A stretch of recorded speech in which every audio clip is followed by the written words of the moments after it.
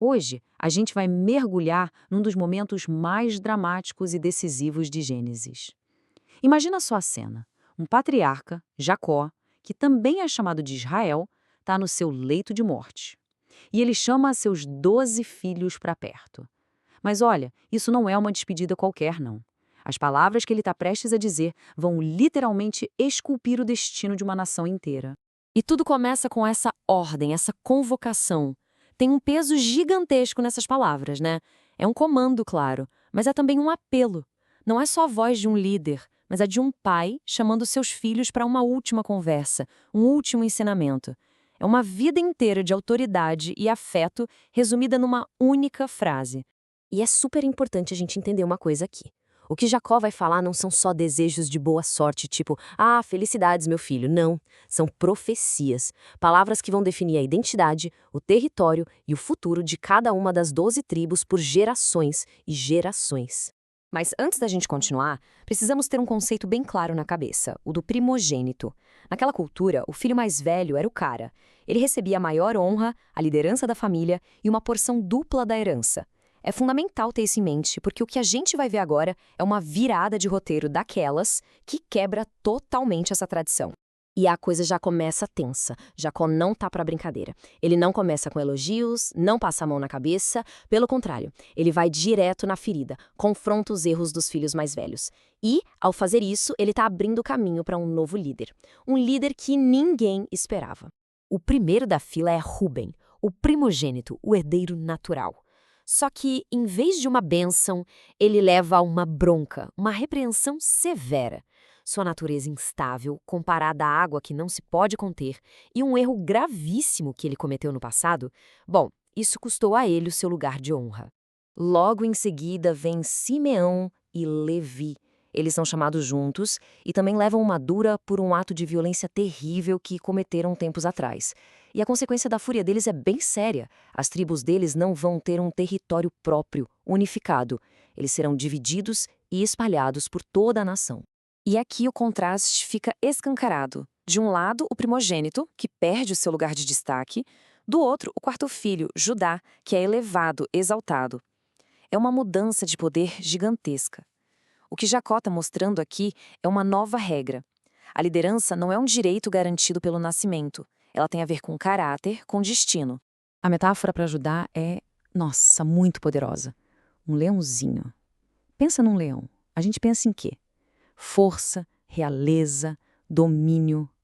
A imagem é essa, um caçador, no auge do seu poder, que vence e depois descansa tranquilo porque ninguém se atreve a desafiá-lo. E agora vem o ponto alto. A frase que define tudo. O cetro é o símbolo máximo da realeza, né? Então essa profecia basicamente carimba e assina embaixo. A linhagem dos reis virá da tribo de Judá. O papel de líder dele entre os irmãos agora está selado. Ok, com a liderança estabelecida em Judá, Jacó agora se volta para os outros filhos. O que a gente vê a seguir é quase como uma montagem de filme, sabe? Cada filho recebe seu papel, sua identidade, e juntos eles vão compor o tecido, a tapeçaria que será a nação de Israel. E olha só a diversidade de papéis que aparece aqui. Tem gente do mar, gente do campo, juízes, guerreiros. Jacó está, na verdade, desenhando uma nação completa e funcional. Precisa de gente para prover comida, como Aser, e gente que sabe se comunicar bem, como Naftali. Cada um se torna uma peça única e vital nesse grande quebra-cabeça. Mas agora o ritmo da história muda. A gente para tudo porque o foco vai completamente para José. Aquele filho preferido que foi vendido pelos irmãos e sofreu tanto, a bênção dele é de longe a mais longa, a mais pessoal e a mais cheia de promessas de todas. A imagem central para José é a de uma abundância que simplesmente transborda, que não dá para conter. Imagina um galho carregado de frutos, crescendo bem ao lado de uma fonte de água. Ele cresce tanto, mas tanto, que seus ramos passam por cima de qualquer muro. Isso fala de uma prosperidade sem limites, um crescimento que ultrapassa qualquer barreira. E essa bênção é total. Ela vem de todos os lugares possíveis. Vem do céu como a chuva, vem das profundezas da terra como as fontes e vem da própria vida com a promessa de fertilidade, de muitos filhos, de futuras gerações. É uma bênção tão completa que o próprio Jacó diz que ela é maior do que as que ele mesmo recebeu dos seus antepassados. E o final da bênção é de arrepiar.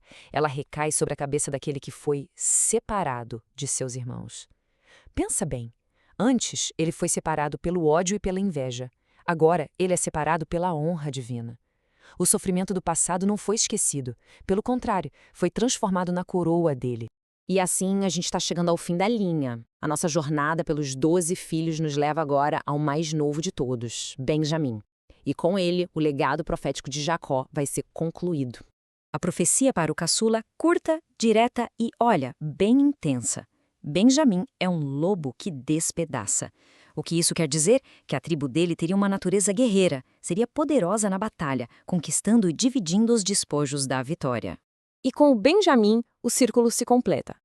Aquelas palavras de um pai, ali, no leito de morte, não foram só um tchau, foram um ato de criação. Elas estabeleceram a identidade, os pontos fortes e fracos de cada uma das 12 tribos que formariam a nação de Israel. O caminho de cada um agora estava traçado.